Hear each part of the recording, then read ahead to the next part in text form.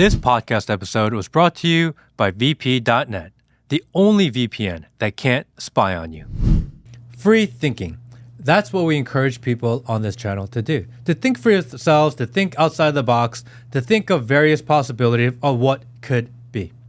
On today's episode, we're going to go through a variety of thought experiments. I think it'd be really interesting for people to see how we think and how we attack different problems. And also, I think we're going to tell the story of Check-in Saar. Ooh. Let's go.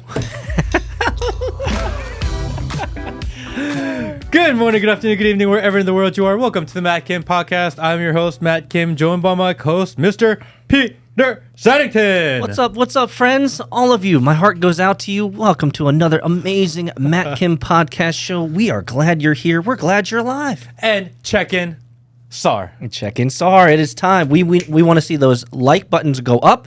We want to see people commenting in the comment section saying, Check-in Saar. And I'm going to wait to tell the Check-in Saar story because I know that a lot of people have been asking, and that story is from the inside joke. It's from kind of the end of December. Yeah. But we're going to make people watch a little bit of the episode before we tell the story. We'll do it at the very end. Yeah, because, like this is how you clickbait people. So clickbait, because, we're going to tell the story because a lot of people want to know where that came from, what that means. But before we do that, if you haven't gone to VP.net, it's the only VPN that can't spy on you. Every other VPN in the world is a trust-based system. You are trusting that a foreign company, typically Israel, who owns your VPN, who has access to all your information, to your data, to your traffic, you are trusting that they will never sell, compromise, lose, or backdoor your information. In 2025, the idea of doing that is absolutely asinine. It's crazy. It's insane.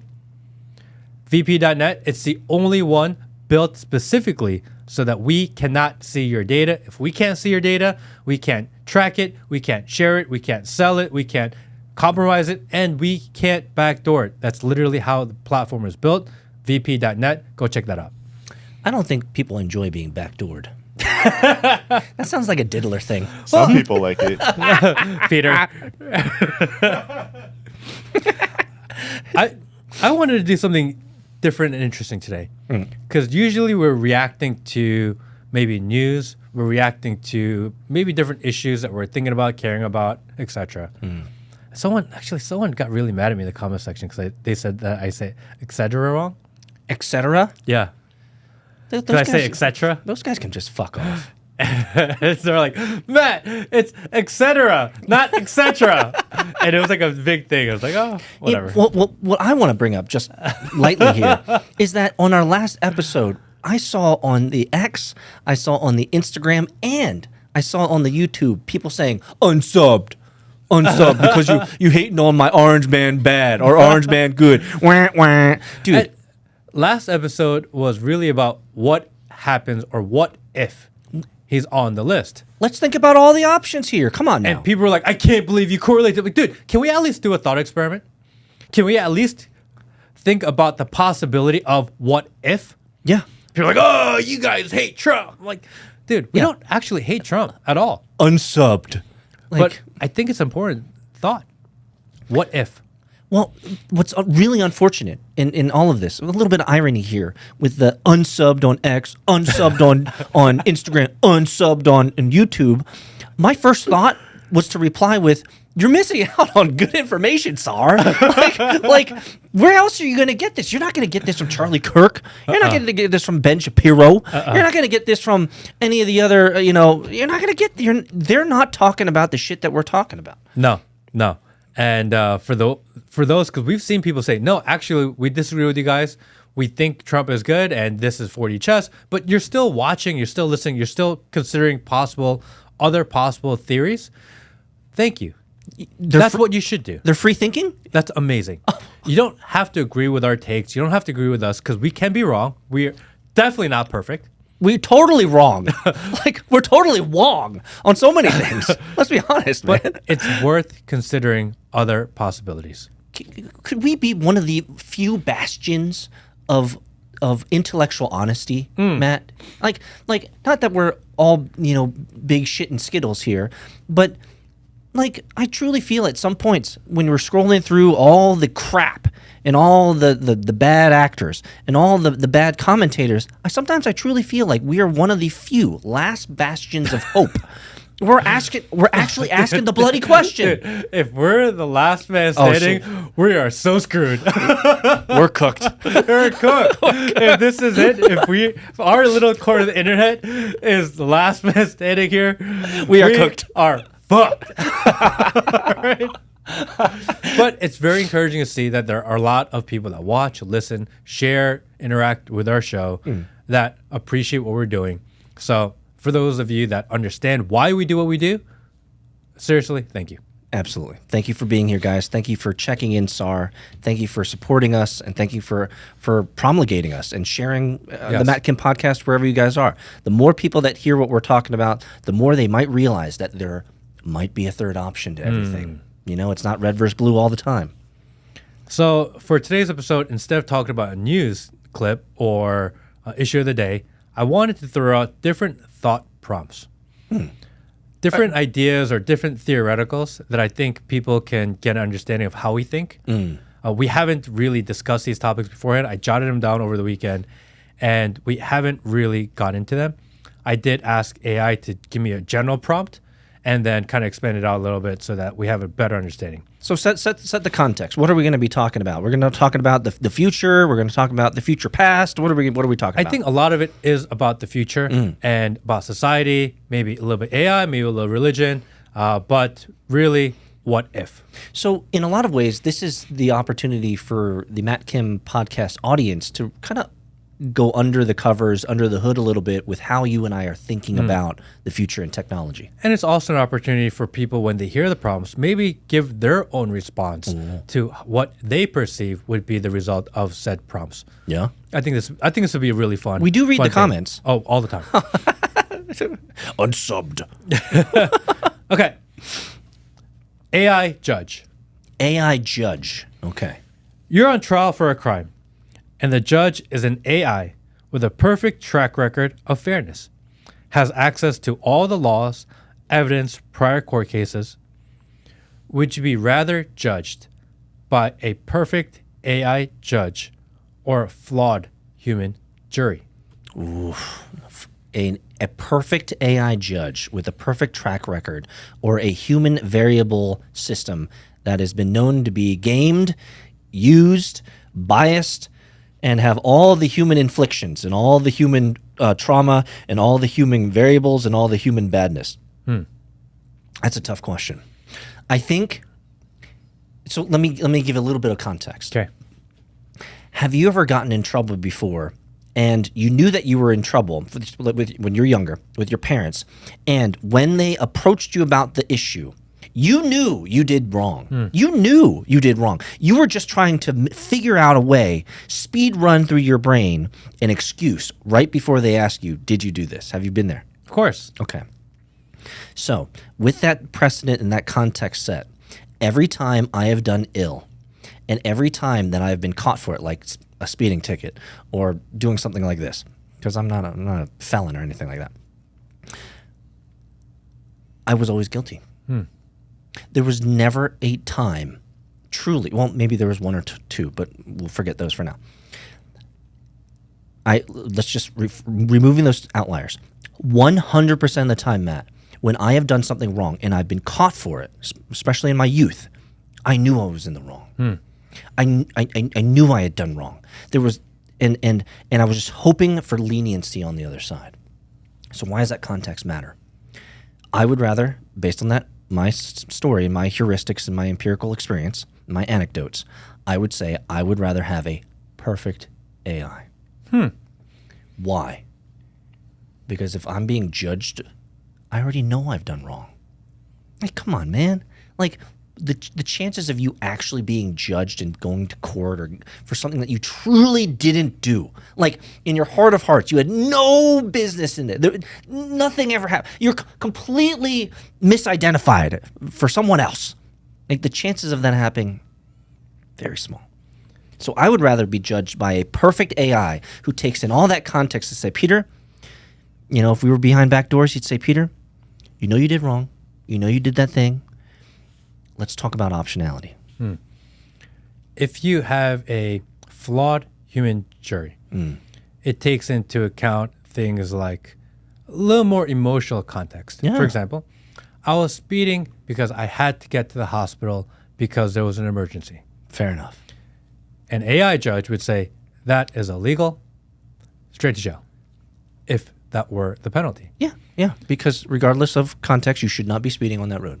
With a human jury, they're like, it's wrong, but we actually understand it. We can give you a little pass there. Yeah, because humans will go by the letter of the law and the actual and kind of the human side of the law, right?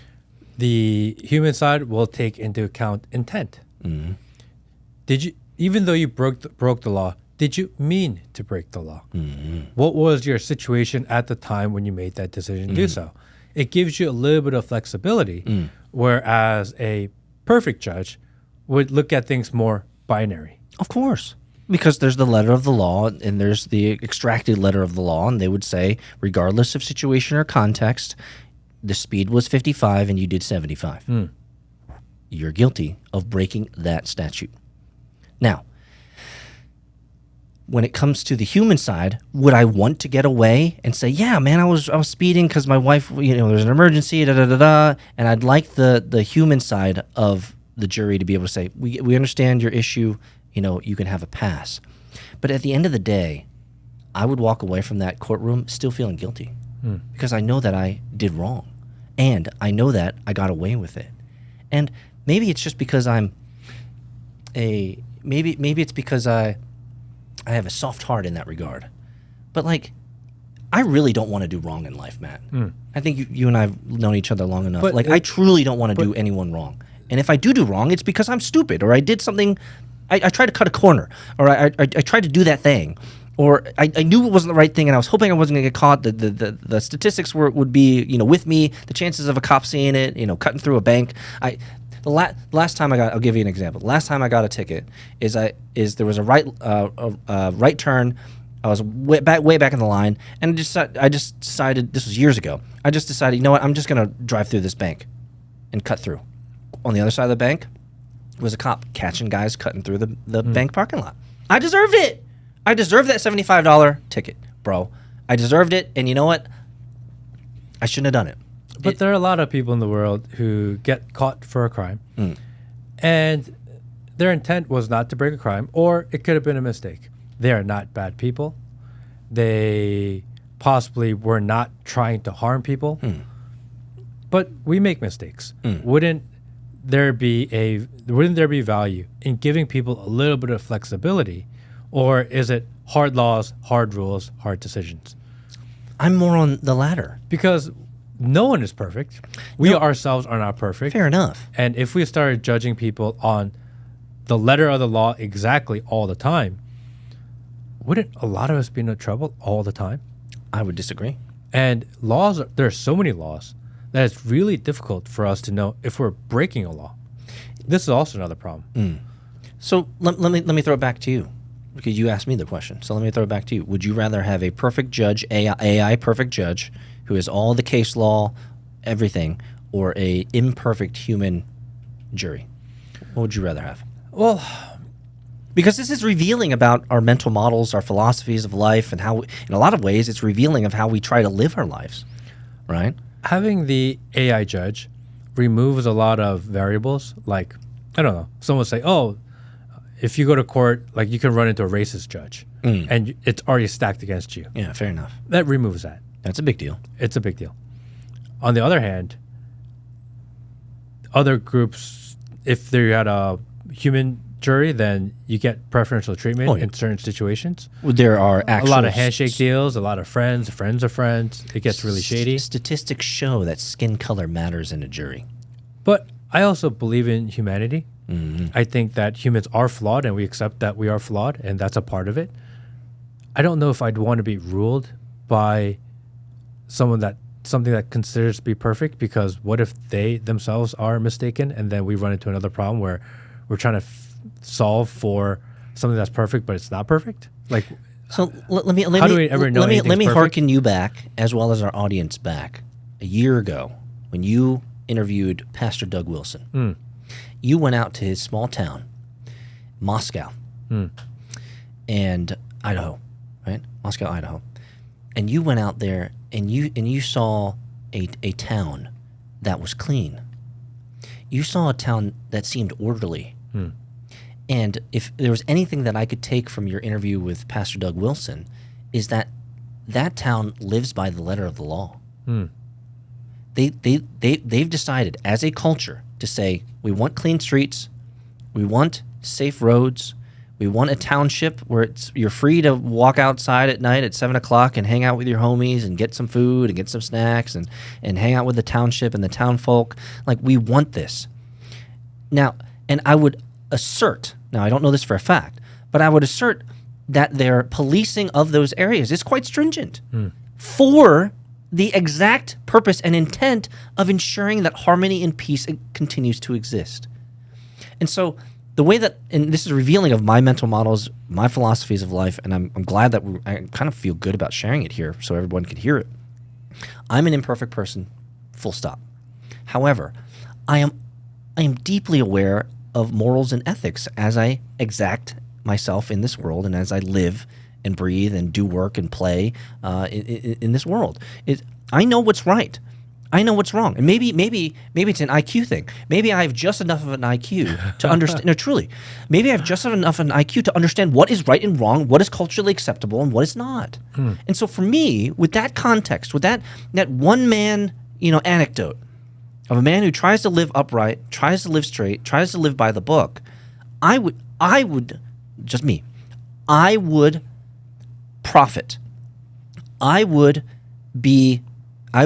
grow, and I would live, and I would flourish. That's a good word.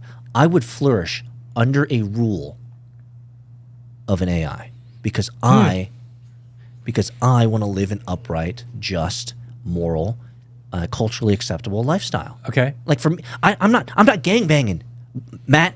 I'm not going out and doing drugs. I'm not going out and hanging out at clubs at 2 o'clock in the morning. Like, this is not my lifestyle. So for me, a culture and a society of law and order makes a lot of sense to me. So thinking about Moscow, Idaho, we have a friend there named Gabe Wrench, and during the COVID lockdowns, they passed a law in Moscow, Idaho, that you cannot be outdoors and gather without a mask. Oh. They decided to hold a prayer and a kind of a singing outdoors of hymns or whatever outdoors. And he went outside. A worship service. And he was outside without his mask on singing songs. Sacrilege. And he got arrested. Really? Yes. It was all over the news. It was on Fox News, etc. Because he got arrested for being outside, for singing in front of the city hall without a mask on. AI judge would say, this guy broke the law. AI judge would? It would, yes. The AI, absolutely. The AI judge would say, according to the letter of the law that was instituted on XYZ date, this is the local municipality policies. And a jury of his peers said, actually, we can understand this one. And the reality is that if there was no jury of his peers, then that law would probably stuck. It may still be the law of the land today. And there would have never been pushback against a bad law. How do you fight against a bad law if you can't change the laws because the laws are now perfect and the judges are perfect? Now you're adding an extra layer of oversight to this consideration. The extra layer of oversight is ensuring that the laws that are exacted by the AI are laws that are been fully vetted and mulled over by a committee of humans that are flawed. Fascinating. Not easy. No, it's not easy. What do you guys think? Well, I mean, I still stick to my world view, which is I try to be a good, upright citizen of the world. I try to do everyone I meet with good. I try to give more than I take, and I think there's plenty of evidence if you've lived and moved around my network that this is absolutely true. That this is who I am, and so I would flourish. I think that's the key words. I would flourish under a rule of. Yeah, I would flourish under a rule of law and order for sure. I think I understand the premise of that. I think that I like to really push that line in the gray. And I think having a little bit of nuance helps me with the idea that I can push that gray. Let me ask you this. I've never asked anybody this question before. Do I look like someone? Yes. No. Let's say Honcho. in a situation like a court situation, if you had a jury and you were part of that jury and you were to look at me, Guilty as fuck. well, that's where I'm going. Guilty. That's why I'm Guilty. saying I Guilty. don't look Guilty. like someone. I don't have the countenance. Send him in jail. Exactly. I don't even care what he did. Exactly. God. I don't look like someone that you want to take pity on. I don't look like someone who's like, oh, poor little baby. He did wrong, but he didn't know what he was doing. I don't look like that. So I think that's another thing that plays into my psyche is that, like, I don't look like someone that can get away with shit. Does that make sense? Like if I'm guilty, Do not pass go straight to jail. I would go straight to jail, Sarr. They would look at me and say, this brother's guilty, man. All right. Another one. The truth pill. Everyone on earth takes a pill that forces them to tell the truth for 7 days straight. Does society get better or burned to the ground? One more context because it's a similar one here. All secrets are revealed to the public. Epstein, JFK, aliens, big tech collusion, all of it. No more mystery, no more conspiracy. Just 1 week of pure, unfiltered truth. Does the world get better or does it implode? 7 days of pure truth. Pure truth. Like Remember that movie Liar Liar? Yeah. With Jim Carrey? Yeah, he can't say anything that's a lie. Can't lie. Only can say the truth. Only truth for an entire week. Oh, nice side boobs. Ugh. Well, you don't have to say everything out loud. He was true. forced where he was constantly saying everything out loud. That's true. That's You true. just can only speak the truth. But that's rough. If you could only speak the truth, if you actually did an inventory of how many times that you've cut your speech or, cut off your tongue for a second and said, I probably shouldn't say anything. I tell my kids that all the time, Matt. Is like, I tell my kids all the time, you don't have to respond to everything. Shut up is the short answer. Like, shut up. You don't need to say nothing. And that would save you a lot of consternation. But let's get back to this point. 7 full days of abject truth, easy cakes. The world would burn. Because isn't that what we actually are fighting for? To tell us the truth. Tell us what's really going on in the world. Stop lying to us. Stop treating us like children and tell us the truth. But have we ever considered what would happen if they told us the truth? And do you really want it? I kind of do. Well, let's sit on that. I'm going to ask you again. Do you really want the truth? It's just a Jerry Maguire moment. No. Is it Jerry Maguire? No, it's You Can't Handle the Truth. It's that one other movie. Yeah, Few Good Men. Same actor. You can't handle the truth. Let me ask you, Matt. Do you really want the truth? I do. I want to know exactly what's going on. I think that removing dishonesty, lying, I don't know if it would make the world better tomorrow, but I think it makes the world better long term. Would we burn to the ground in the 7 days before we ever got there? I don't know if we'd ever get there, man. I mean, if we had 7 days of abject truth, which means... Yeah, and if you put a timeline on that where 7 days, on day 8, we'd be like, oh, thank God we can lie again. I know. I mean, that means everything that you'd hear from newscasters, everything that you'd hear from talking heads, political pundits, from ESPN announcers, from the newspaper to Time Magazine, to everything on the internet, CNBC, Fox, all the content, Reddit, everything in that week, the billions of lines of code, billions, trillions of letters, everything would be true. I don't think the world would be savable. I don't think it would be savable. Every day we're waking up to new truths at all times. And slowly the population... New half-truths. Half-truths. And slowly the population is waking up. But what happens when more people get to see it? And the reason I say this, and I'll make it abundantly clear, Matt, there are men, and I won't include women in this, I'll just say men. There are men who will take action by the third day. But- There are men that are at a hair's a trigger hair of taking action. I think it would only take a couple days before men of action would say, enough is enough. I know too much now, and I know where these guys live. But what does that say about society when we say, lie to us? We want to be lied to. Are we happy in our lie? It's like, I know the steak isn't real, but I want to eat it anyway. Are we in that place in society, or have we always been, where we actually don't want to know what's going on? Yeah, because complacency and Then why are we complaining? What are we complaining for? Why we accuse people from lying to us if we actually want them to lie to us? That's a good question. I like Matt. Are you trying to force me to say that the steak is good? Quick break to tell you about VP.net. VP.net is the only VPN that can't spy on you. Privacy actually is freedom.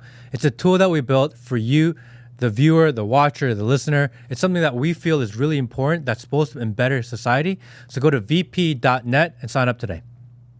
I don't know. Are you saying the steak? Do you want the steak to be good? I do want the steak to be good, Matthew. Do most people just want to live in a world built on lies? Yes. Why? Because comfort and convenience are so important to people. Like, let's rip off a Band-Aid here. Not that you guys, we have some very sophisticated, unsullied individuals in our community. We probably have one of the most intellectual, like aware communities. Have you been on the entire internet? Have you been to soju.oo yet? Have you been to the Reddit, the opposite of Reddit yet? Soju. Like, the fact remains. Here's a Band-Aid ripped off. Boom. The fact remains is your tax money right now is bombing and killing other humans right now. Period. Full stop. That is a inconvenient truth for most, right? And most, I think, if you were to say, hey, your tax money, regardless if it's red or blue, your tax money is going to bombing people in hospitals, children. We recently had the only church bombed. Like, that is a hard pill to swallow. And for most, they can't think more than a couple steps beyond that, because that's too much to take in, Matt. No. Don't remind me that my money is going to killing other human beings. Don't do that, Matt. We love the comfort. We love the convenience. We don't want to be inconvenienced. I feel like what you and I are doing, getting back to your tough question here, do we really want the truth? What you and I are doing is trying to move the Overton window just a little bit, move people a little bit more to the truth. But I think I know where you're getting to. Ripping off the Band-Aid and giving everybody shotgun blast to the face of, like, truth, like this is everything. It's too much. It's too much. Remind us of quickly of your red pill moment. What woke you up? I mean, I think it's the same as most people. COVID. Continue, sir. What was? Tell us, just a blip, because not everyone. We have a lot of new subscribers. What was your red pill moment that said, "I got to start talking about this"? I mean, definitely COVID, because you realize that the world is censoring you, that their establishment censoring you, that their institutions are lying to you, that the healthcare system is lying to you, your education system is lying to you, that the religious and even faith-based organization is lying to you. Of course, the government is lying to you, that everyone around you is lying to you. And it was like, wait, what the hell is going on? We need a way to fix this, number one. Number two, we need to start thinking of ourselves, because it is just narrative on top of propaganda, just being shoved in our face. And the amount of people that are blindly complying is really scary. But what you're saying is, that's okay. Well, I'm creating a juxtaposition here. You were red-pilled because of COVID, and something in you snapped, and you said, they're not telling me the truth. Now, what if I were to come right next to you in that moment when you're like, oh my gosh, my world is changing. And I came to you and I said, you're going to talk to Andrew Tate. You're going to talk to Trump. You're going to talk to Tucker. You're going to talk to Jake Shields. You're going to talk to all these. You're going to talk to all these people. You're going to talk. I forget all the names. You've talked to all these people, and all the truths that you've heard over the last 2 years, 2+ years, If I gave you all that truth, would that be too much for you to handle? Because you didn't even know about the JQ. You didn't even know about the SARS. You didn't even know how deep Palantir really was. I did not know about the JQ prior to 2020. Yeah, you've been woken up. So if I steamrolled that, dumped that all onto you on the moment when your brain was starting to shift, the narrative was starting to break, do you think you'd be like, bro, Peter, too much? Or you can't be telling. Well, I just realized that COVID was a lie. You can't be telling me that there's a JQ issue. You can't. Do you think your mind would be like, okay, if you had to learn all the truth within a 7-day period, maybe it's too much. That's what I'm saying. Okay, what if you knew all the truth about everything going on in the world, but it was over the course of 7 months, not 7 days? That's what we're doing. That's my answer. My answer is you and I are slowly unveiling the truth of the world. That the matrix behind you is just a veil over our eyes. But I'm not the slow Band-Aid peel guy. I'm the rip it off guy. But also to your credit, you, like everyone, are on a life journey of revelation, discovery, and understanding that the world maybe wasn't painted the color you thought it was. So the idea... You're bringing all these hundreds of millions of people that follow you, Matt, are coming along with you on this journey of personal discovery.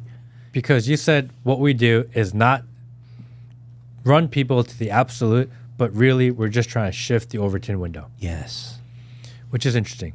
Because I've been thinking about... I don't know if you saw the clips of the guy in Japan that is going wild right now. Yeah, he's anti-immigration. Anti-everything. Hard right in Japan. And I started looking into it. And the hard right is gaining seats and ground in Japan. They're gaining seats and ground in Germany, in Italy, in Poland, all over the world. Yeah. The hard right is starting to pick up a lot of momentum. And what that means is that the center and the mainstream are losing faith in institution. Yeah. They are losing faith, just like in COVID, education and government and pharmaceutical and medicine and healthcare and religion, everything. Military. Yeah. Military. And because of that, we see this burgeoning of a hard right that's starting to gain a lot of people and a lot of young men. It's growing everywhere. Yeah. Even Brazil, even in India, etc. Yeah. People have been too disenfranchised for too long. But what happens if those on the hard right actually win? Well, then we're going to have another Weimar Republic. I mean, we're kind of already in the Weimar Republic right now, aren't we? I mean, society is going down. We've accepted morals and ethics as a slippery slope. We've accepted some of the worst insidious human beings that literally run our country, right? What's the meme? We're paying taxes to pedophiles. Like, this is our reality that we live in. We've accepted this. And so it makes sense that the pendulum always swings back and forth. The pendulum was over here. Now it's starting to swing back this way. And we're going to see a lot more of the Weimar Republic in all of these countries. And we're going to find Austrian painters that have solutions to these problems. And then the issue is, as we have them, as we get a pendulum swing back, the Overton window shifts more center, maybe even center right. Yes, that's what I'm saying. But when the pendulum swings, it eventually goes all the way to the right. Yes. Is that better or worse? Or do we end up in the same situation we are now when the pendulum was hard left? It might sound really weird for me to say this, but I actually am really curious about what it would look like to live under an Austrian painter. Because it is a lot more authoritarian. Yes. It is neo-fascist. Yes. It is hard rules, AI judges. Yes. And we are heading in that direction, but then it doesn't solve the problem that the people on top, regardless of which side, there's always corruption. There's always bad people. Man, these ideas that Matt's bringing up today, Will, are just like, it's too much. Well, but what if? Let me throw it back to you. Happens? My answer was 7 days, absolute truth. The world would burn. Yes. And my reason is because men of action would have enough. What's your answer? I would rather know the truth, and we'll deal with the repercussions when we get there. I think you have to solve a problem by solving the problem. You can't slow roll the solution of a problem, and it may create a bigger problem first, but we actually don't know what will happen until we try it. And at this point in life and society, I'm willing to give it a go. So in that, you would also accept the reality that there are going to be men of action who are going to probably, let's just say, delete some of these untruthful individuals. I'm okay with the idea that that is a possibility, not a guarantee. It's because we never tried. It's more than a possibility. Come on, brother. There are going to be men who are just they're beyond wits end, we Matt. can't put a guarantee on something that's never happened before. You don't. It's unpredictable. Fair enough, but if everyone knew the truth, wouldn't there be men who would say, "Enough's enough. I know the truth now. Everyone knows the truth now. If it ain't him, it's going to be me." And I'm going to do the thing. Or it could be, now we know the truth. I feel like I can breathe. I feel like I'm alive again. And I'm going to focus on things that matter instead of fighting over bullshit because we already know it's not real. But if no men take action, how's the quote go? Right? The only thing for evil to prevail is good men do nothing. Evil prevails in darkness. Once you shine light on it, will evil still prevail with the light shining on it? I don't know. Evil cannot prevail, in my mind's eye, if light is being shined on it. And the reason is because men of action will do something about it, Matt. We live in a society of men of action that don't act. Fair enough. There's a bunch of pussies out there who just, and just like mind dribble and vomit into the microphones. It may be 3 days of, oh shit, they've been lying to us. Let's do something about it. And it's like, but Monday Night Football's on. It's possible. Yeah. Maybe we just know. Dark skin bouncy ball games. Ball sports. Well, let's ask Will, our third wheel here. Will, what do you think? 7 days of truth. You want to know the truth? Let the world burn and deal with the repercussions, which is kind of where Matt and I are both sitting here. I'm a little bit more anxious about the repercussions than maybe Matt is. He says, "Come what may." What do you think, Will? I agree with Matt on the outcome might not be as predictable as you may think, but I think is there a lot of hope? He said Matt's right. That's what I heard. No, but I think something like that is necessary to fix the system because there's no way they're just going to fix itself. So you're saying we cannot continue on with the way that we're doing stuff, Will? Correct. Something has to change. I'm willing to take a shot at it, but again, theoretical. Well, I agree with you. I'm just a little bit more anxious about the repercussions. Of course. The world's going to burn. Yeah. Like you and I both agree with that. If I were a What's betting gonna man, come out of it, I would though? bet on the burn, but I'd be hopeful of a actually more amicable solution. But here's the thing, though. Like, how much do we trust humanity?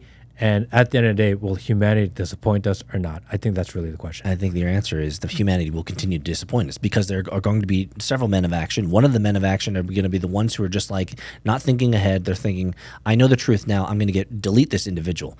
There's going to be other individuals, Matt, that are going to be, let's just say, opportunists. And they're going to say, ooh, Bill Gates has now been deposed.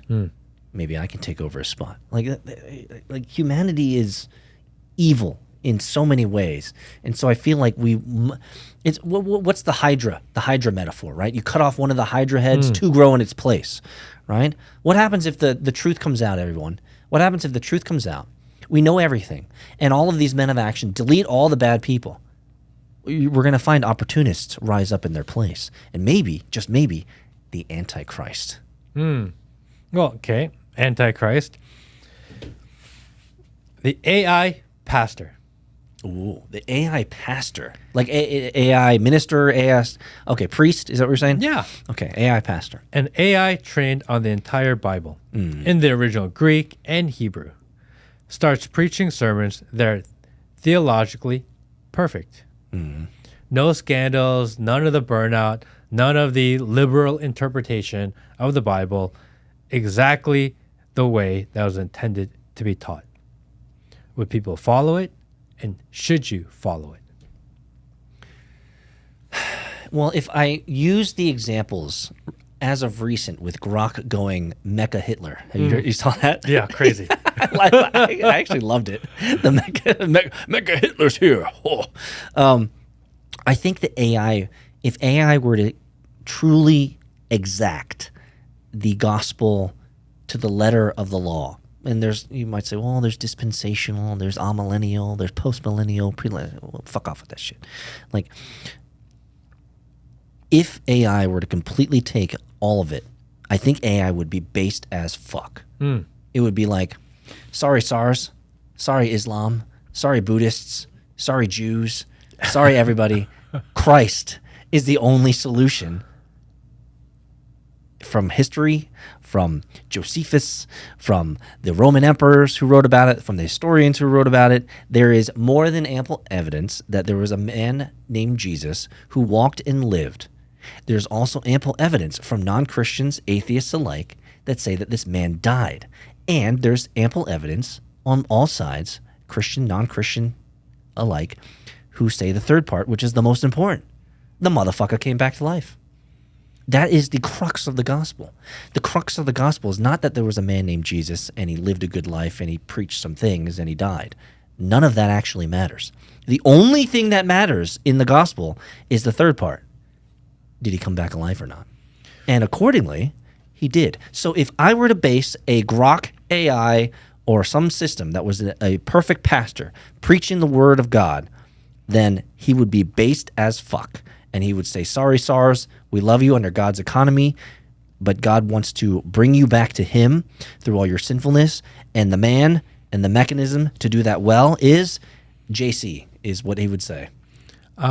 Just an asterisk and a caveat. I don't love calling Jesus a motherfucker. So I just want to put that out there. Not my favorite thing that I've experienced in my life. I'm just saying. I don't think you meant it that way, but I'm sure the comments like, dude, did you just do that? So wait, we can't say fuck and Jesus in the same sentence? I prefer not to. Okay, fair enough. Fair enough. I love my brother in Christ here, so I won't use that. But I was basing that off of Grok's Mecha Hitler based. Yes. He would say something like, this JC dude's still popping. I think the idea, and it's maybe not just in. Would you follow him? I don't love the idea of AI teaching us. I don't love the idea of AI trying to guide us, to lead us. I think this is a really dangerous precedent to be in. I think that there is value in human flaw interpretation. It leaves room for discussion. I think the times that people learn the most and people experience the most is when they're able to have theological differences, because through it is when they get their true understanding. If there was only one way to learn something and that was their absolute truth, then do people actually learn? It's like you just memorize. And I don't know if that's good enough. There's like the Socratic method, or they say Jesus and his disciples, you sit around, they debate. So even they themselves debated theology. I don't know if we want to remove the debate of theology, because then maybe you don't actually ever grow or truly understand it. Because how do you understand it if you never actually went through experiment? Because right now we're doing various thought experiments. We have a better understanding of how each other think and just these topics in general because we're discussing them. But if an AI said, no, this is the absolute answer, then like, what are we discussing? So let me ask you this. If you traverse your spiritual journey, if you replaced all of those conversations of discovery with other individuals where you learn more about your faith, learn more about religion, spirituality, etc., and if you replace those individuals with AI, do you think you'd come to the same conclusions that you have now? I don't know. Because, okay, I could write a manual, how to make $1 million. And if you follow these 20 steps over the course of a year, you will 100% make $1 million. And it's a perfect solution because these things do exist. How do you make money? A majority of the population will never finish up to step 20 and achieve the goal. Probably won't get past step 2 or 3, yeah, probably. Because what we know in business is that you have to go through the ups and the downs. You have to learn. You need context. You need awareness. Why are certain steps important? Because if you just do them blindly without understanding why you're doing it, you're actually never going to be good at it. Maybe it's the same, where you have to let people be wrong. You have to let people stumble. You have to let people have their flaws and question areas maybe they're not even supposed to question. But through that is the learning and understanding versus someone saying this is the exact way to do it. And this is what you're supposed to believe. And it may be perfect, it may be right, but does that hit people in the heart the right way? I don't know. And well, what you're bringing up is the human aspect of which we all are. Which we all are. We're all humans, and we crave human interaction. We crave human touch. Like this is just how humanity is. And what you're saying is what is integral to the process of growing faith. I'm putting some words in your mouth here, but what is integral to growing faith is the human relational aspect that is necessary for the churning, for the mulling over, for the discovery, for the conversation, and the emergent ideas to happen. What if AI, this AI preacher, was also connected to every person in that, in let's say the room, and was able to converse with them and discuss with them their particular issues, nuances, aesthetics, and questions? Would that allow for the personal growth to happen because the AI pastor is able to tap into each person to be able to specifically answer their nuanced questions individually? I mean, is it the conversation that is required rather than just the preaching? Why is the Bible a set of stories versus a list of commands or rules? Rules. Yeah. The Bible easily could have been, here are the 100 things in life you got to do to live perfect. Well, that's what the Talmud's for. It could have been, but Deeply instead, flawed. It's a collection of stories and parables, and Jesus spoke in parables, not absolutes. He could have said, this is what you have to do exactly. And maybe people would do that. Why did he choose to give his examples and stories instead? The stories create context for human experience. And that's what's required, right? Someone who just says, don't do X, don't do Y, don't do Z. We as children, spiritually or not spiritually, doesn't matter. We as children will still touch that hot pan. We'll still do that thing. We'll still stick the fork in the electrical outlet, right? We'll still look at the BB gun in the barrel with we do these stupid things. It is only natural. And so I think the stories allow the human touch to be part of that experience, 100%.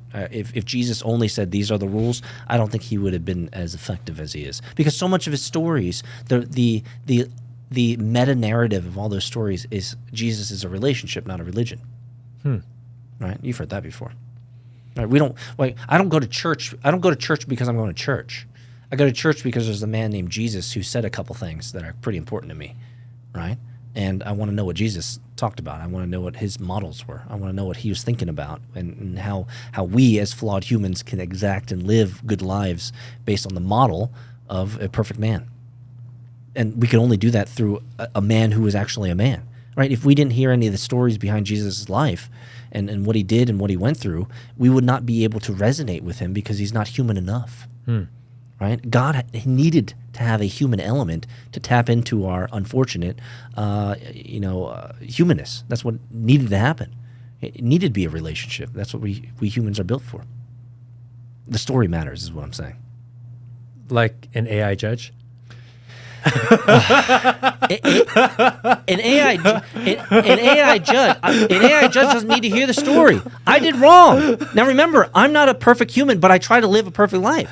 Now, if I was a low IQ person who was forced into another country where I don't speak their language, I don't understand their laws, I don't care about their laws or keeping their culture, then I would want a trial by jury. Because I would want to allow those humans to completely bowl over all of my inconsistencies, all of my bad behaviors with excuses. But since I'm not a low IQ individual and I actually love the country I'm in, if I were to do wrong, I would hope that people like me would do the right thing, and if they would be judged appropriately if they were to do the wrong thing. So I'm projecting my own models into other people in that regard. But that's how I want to live. I want to live around people like in Kennesaw, Georgia. I want to live around people like that. So all you Kennesaw, Georgia people, I love you. Why? Because if you live in Kennesaw, you are required to own a gun. And trust me, people are nicer when everyone has a gun. That's true. It's true. Everyone is nicer when everyone knows everyone's rolling around with heaters when they're strapped. Strapped. Yeah. Bro, if I know that you're strapped, I'm going to be nice to you. No cap. Quick break from our sponsor, and then we're going to tell the Saar story. Oh. The early internet was the wild, wild west. Strange. Free. We explored, we broke things. And yes, we failed. No rules. And that was beautiful. But times have changed. We hesitate. We censor ourselves because we know they're watching. Surveillance kills curiosity, turning the internet from a frontier of hope into a cage of silence. And your VPN? Your VPN can spy. It's based on trust. For let's be real, nobody has ever lied to me, said nobody ever. Yet true privacy is still within reach. VP.net doesn't rely on trust, it runs on real-time proof. Because privacy is about becoming your truest self when no one's watching. So you can be the best you when they are. Otherwise, be an NPC, a digital product, and lose. VP.net, don't trust, verify.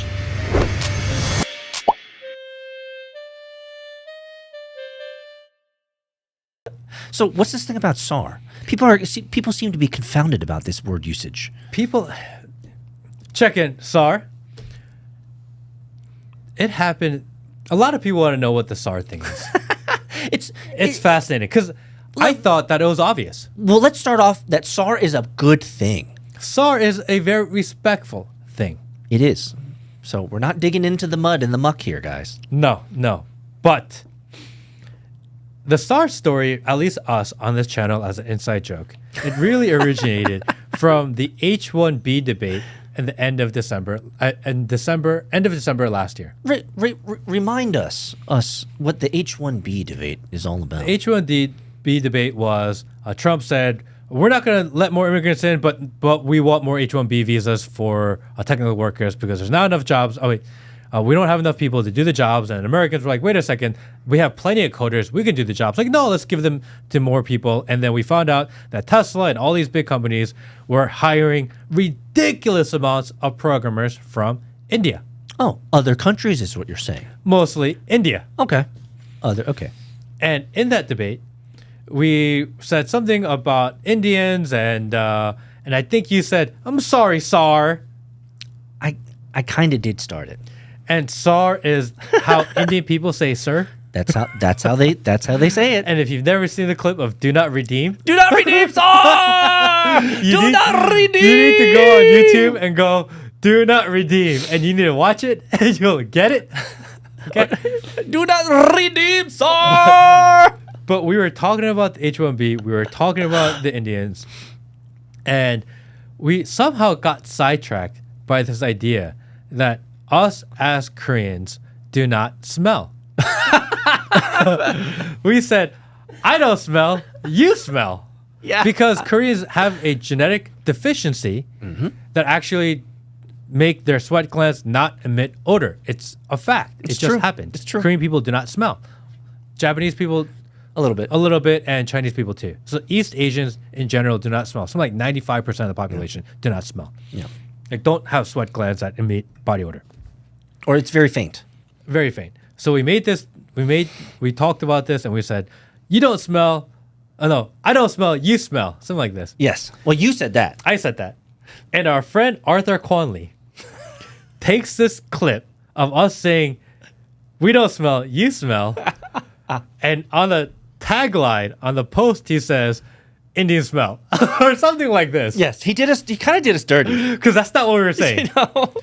But he put this clip out saying that these two Asians on the internet are saying Indian people smell. And apparently we had global domination. That thing did like 10 million views. More? Are you kidding me? Way more. 100 million views, bro. That clip Dude, one of of us those saying, we don't smell, you smell, One of those went clip was 75 million alone. all through India. Bro, we had global domination. We were trending on X. Guys, we were And trending. Every single Indian influencer was reacting to us saying that. It was not the original intent of the clip. Dude, my DM was full of poo. They came at us so hard. The Indians came at us harder than the Jews do when we talk about Israel. Oh, bro. It's the order of magnitude on the Indian Sarr hate was way bigger infinitely. Remember, there's than only any Jew hate we've ever gotten. There's only like 6 million Jews, right? Yeah. There's billions of Indians. My DMs flooded. Bro. Your DMs flooded. Every comment and anything we post was just like the Indians showing up saying that we're better. You guys smell. We You don't stink. smell. You stink. We don't. All right. Enough is enough. Yep. So we did an episode after the backlash, and we started calling them pooflingers. Which, as you could probably imagine, didn't improve. didn't improve our likability. And we didn't do it because we hate Indian people. No. We were just reacting to the negative reaction we got on something that we didn't say even in that context. We were just saying there is a genetic fact that Koreans, in many cases, have low to no body odor. Essentially, low to no body odor. And the Indians got so mad, It was like a personal attack. and they came after us. They're like, that's not my smell. The amount of memes, the amount of small penile memes that I got from Indians saying, you Korean people small pee and only throw shit. You are bullshit. They came and they were throwing and flinging their poo in like droves. Bro, I mean, if I had a nickel for every poo emoji I got, I'd easily be in the hundreds of thousands of dollars. And we are so bitter about that moment that we tell people We to own check it. in Saar Own it, baby. because this is our way of fighting back because they were out of control. Can you imagine a billion Indians in your DMs? It is chaos. It's like a street in Mumbai and the cow walked through and everyone had to move aside. Bro. It was crazy. It was like Gladiator fighting the hordes. Like it was like what's that movie? Weapon Z or the Brad Pitt movie? World War Z. It was like World War Z. Yeah. The amount of brown SARS Poop flinging. that were just coming over the castle walls, man. They were all over for months. This was like a month-long thing. It was 30 days of like pure poo. They were like retweeting us. They were in our comment section. They were like everywhere. They were actually proliferating us for us. They're like, look at these guys. It's like, wait, you just retweeted us and now we have like 5 million on that one? Thanks for letting everybody else. Dude, they were dissing my dead grandmother. They were They were like, you're dead. unbearable.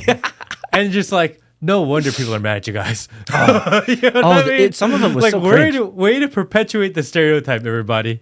I know. Thanks, Arthur. Thanks, Arthur, for putting salt in the wound. No, we own it. We own it. We own it. Yeah. You're a Sarr, and I'm a Sarr now. We're like official Sarrs. We even had one guy make a shirt. T-shirt. Yeah. That check it in Saar. Check it in Sarr. He had the T-shirts online. Go check it out. You can go Google check in Sarr t-shirt. I bet you'll find it. Go buy one. You'll be supporting the Matt Kim podcast, brother. So that's why it became a thing. Yes. That's why we encourage people to do it. Yes. Because number one, it's funny. Number two, I believe that episode got demonetized. Yes. Because I wonder who the engineers at YouTube are. Or Twitter or X. You know what I mean? Yeah, exactly. We were literally fighting uphill against the algorithm, not only the algorithm, but the engineers running the algorithm, the content moderators. I mean, we picked a fight unknowingly. I made everybody. I made it worse about 3 months ago because there was that $1 billion company, AI company out of India, right? That we found out that it was not actually AI writing the code. There's a bunch of this. It was a bunch of Indians. I made it worse because I tweeted out and I put a trademark on it. AI actually means actually Indians. TM. I did not help our cause. The amount of pooflingers that came back, they were like resurrected from the grave. They came back and they're like, oh, this guy making fun of us again. Actually Indian. Pooflinger in my face. Bro, I ate so much. I ate so many poo emojis that week. It was amazing. So check in Saar. Do not redeem. Do not redeem. Do not redeem. And definitely go check out that clip. Make sure that you redeem the Matt Kim podcast. Check in, SARS. Make sure you're here. Smash the like button. Glad you're here, guys. We do it for the lulz. That's what we're doing it. We're doing it for the lulz. And a little bit of truth bomb. That's why we're here, friends. Last one. Last thought experiment for the day. Oh, man, you had so many good ones we reviewed. How long have we been going, Will? About an hour. Yeah. Oh, last one. Okay. We'll do one more. One more. The Babel option. You can instantly unite all people under one global language, one currency, one system, ending war, miscommunication. Babel option. You can create a one world government in way that you want it to be. Would you want it? No. That was easy. Why? Because you called it the Babel option.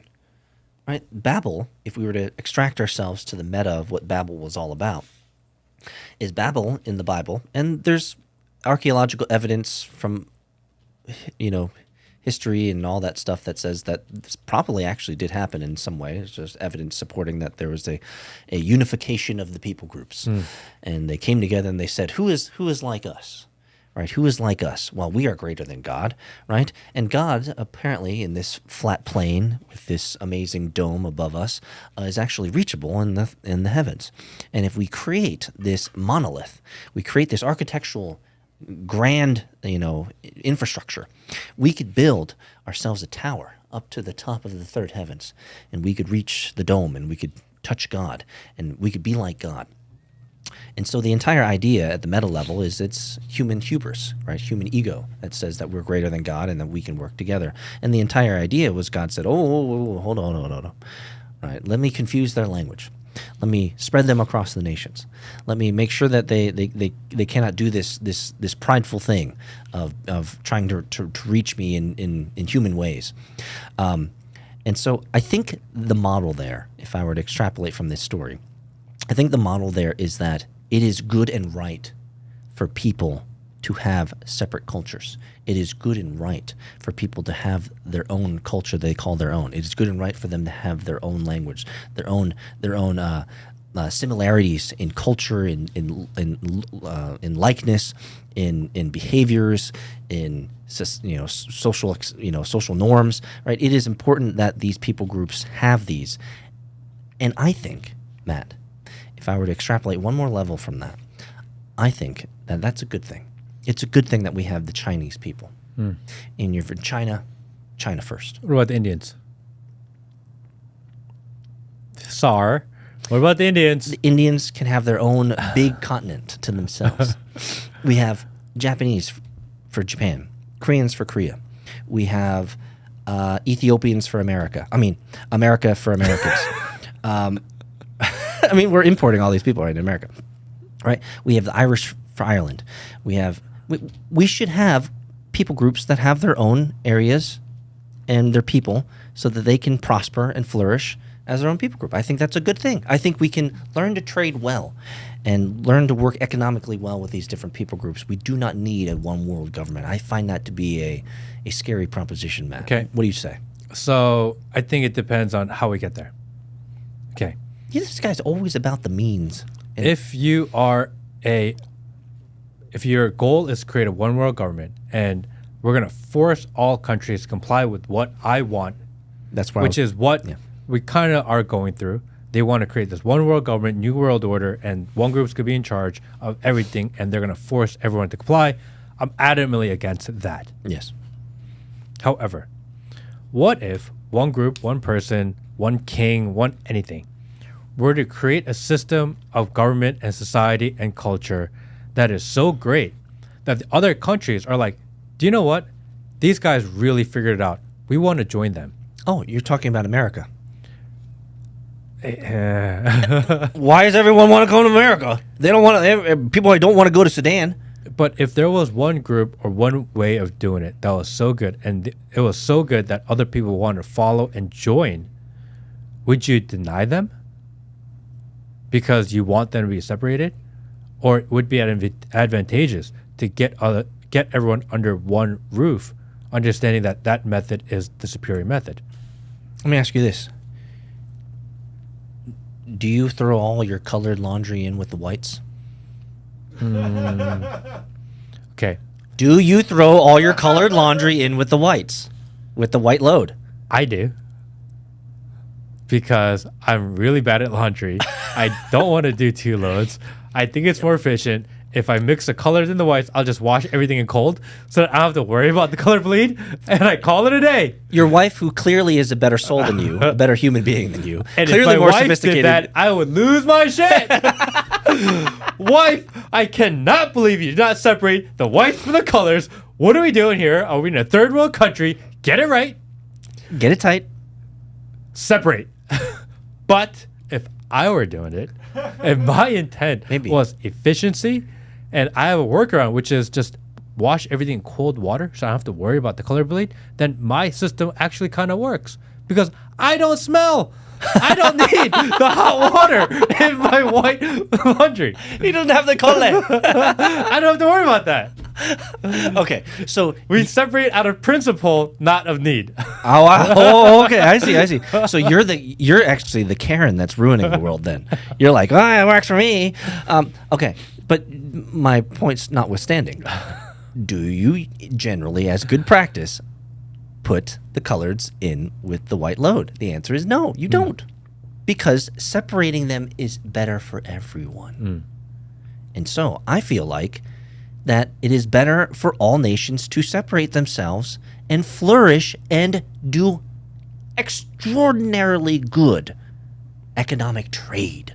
I find that to be this idea isn't hard. It's just live and flourish with your own people and trade well with others. Okay.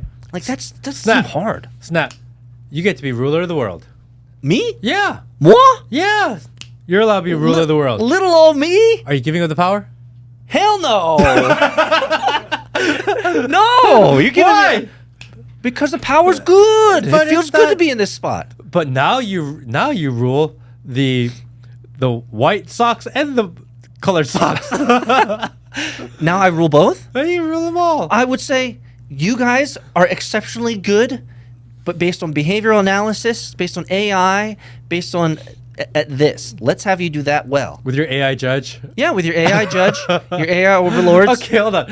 Who wants to live under Peter's rule? I'm just curious. How many people are watching and go, I would like to live under Peter's rule of law. Okay, well, I'm just curious. Give me a three minute stump speech. Okay, 3 minute stump speech. Okay. To all my plebes, to all of my amazing plebeians out there in the universe, this is your Lord speaking, Peter Saddington. Now that I have decreed universal peace across the entire world, I'm telling you very simply 3 rules to live. Very simply. Number 1, go live with your own people. Don't force yourself onto other people. Number 2, flourish and be productive where you are. Right? You don't need to go to other countries to feel needed. And number 3, learn how to trade economically well with everyone else so that we can live separate but peaceful lives. Okay. I don't think the entire melting pot thing has worked, Matt. I got the most obvious question that everyone's thinking in their minds right now. Does that mean you're going to move back to Korea? No. so, No. so everyone else got to leave, but not you. Exactly. Oh, okay. That makes sense. I'm king. That's true. You forgot, Matt. Under this context, I am king. It's rules for thee, not for me. That's how it works. I'm so glad we made you king of all people. I'm telling you, the world would be a better place with Lord Peter. Okay, so what about you, Matt? What about you? What do you think? If you were given the rule over all the world, what would you do? The Babel option. The Babel option. Well, I think the goal of every country would be to be the best version of your own country so that you're not imposing your way and your ideals and your way of life and your thought on other countries, but it's so good and so great and so efficient that other countries want to mimic you, that other countries want to be like you, because that's, what they say, flattery is the best compliment. Mm-hmm. Or no, compliment is the best flattery. Imitation. Imitation is the best form of flattery. Yeah. Yeah. And I think that's how countries should operate.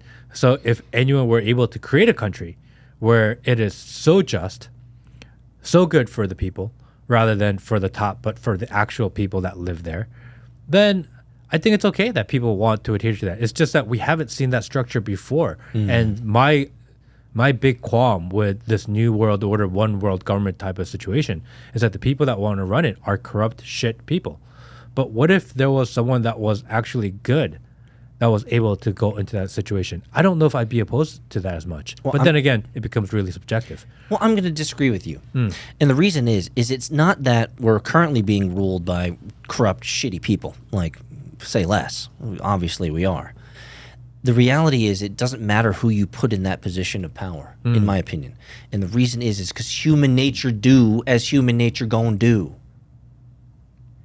There are people who don't like hanging out with other people. There are certain types of people who have obvious behavior patterns, whether they're in public or private, that other cultures don't appreciate. And so it is only natural and right for people to have certain preferences, to have certain biases, to have certain desires in life that maybe would oppose other people, and they don't want them joining, or they don't want them participating, or they don't want them being part of their culture. This is fine. This is natural, right? It is okay for me to say that I don't like this type of person, or I don't like this type of thing, or I don't like doing this type of thing, or I don't like eating this type of thing. Like, it is okay for me to have these natural preferences. So, because the world and all humans have natural preferences and natural desires and inclinations, in many cases, these inclinations are they want to hang out with people that look like them, talk like them, speak like them, and do this same type of behaviors as them. And they do not enjoy intermingling with other cultures. This is natural. So my point is, good or bad leader, forcing intermingling is not a good idea, Matt. Peace. Your ideas, I get it. I understand. I don't disagree. However, you can't force people like that. If the people who think like that win, because we called them the far right earlier, they are growing, but what if they win? Because those ideas help shift the Overton window. Yes. But if that side actually wins, the reality is you and I, we got to go. We're gonna be kicked out of America? It's possible. That's how it works. You think so? Yeah, for sure. Even as naturalized citizens. You were born here. Yeah, but I wasn't born. I was naturalized. Yeah. So I would go first. I'd be the first wave, probably. Yeah. CSR. CSR. That's just like see ya. It is what it is, you know? It is what it is, he says. I'm sorry. I'll write you a postcard. Maybe an email. I'll write you back in Hangul. Yeah. I think there's like email services you can like send fake postcards. I don't want to actually go out of my way to physically write a postcard and mail it. Like that's. But I'll send you like an Evite. Friendship's not worth that much. Yeah. But I'll send you like a nice Evite. An Evite. I may even pay like the 30 cents or $1 to get you the nice the nice card. Yeah, the nice card. The one that's not the stock. Based off the front page, but actually the paid version. Oh, you mean the one that I have to click through the ad to get to? Yeah. I'll go ad free on my Evite team. Okay. All right. You won't go cheap. Yeah. All right. Well, I don't feel. I feel like you and I wouldn't be kicked out of America because we're too American. I think there would be too many people who'd say, "Well, why would you kick out Matt and Peter? Man, they're like first-class Sars. like they're like first-class citizens here. Like they love America." The real question at the end of the day, I think a lot of people should think about and consider is humanity, are humans inherently good, inherently bad? Ooh, where do you lean on that side of that equation? I'm curious. We'll talk about that next time, and we'll let the comment section chime in. Oh. Hey, everybody. See you next week.